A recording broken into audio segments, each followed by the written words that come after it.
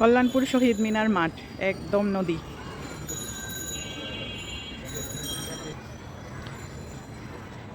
একদম মনে হচ্ছে গ্রামের বাড়িতে কোনো মানে বড় পুকুর অথবা দিঘির পাশে এসে দাঁড়ায় আছি, এরকম লাগতেছে।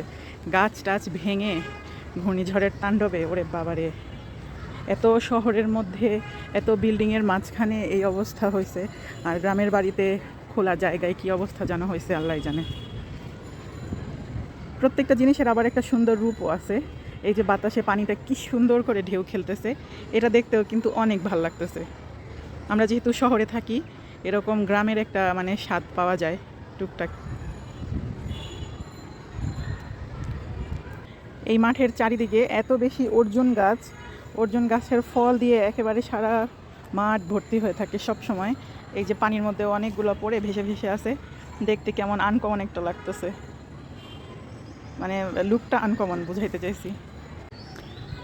এই যে চালতা গাছ থেকে ছোট একটা চালতা ভেঙে পড়ে গেছে, এই চালতার জীবনটা এখানেই শেষ, নষ্ট হয়ে গেছে। চালতাটা গাছে থাকতে পারলে হয়তো বড় হইতো, কেউ খাইতো। এই যে অনেক বড় একটা চালতার গাছ, এই গাছে সবসময় দেখি চালতা ঝুলে ঝুলে থাকে হয়ে, বাচ্চারা পেরে পেরে নিয়ে যায়।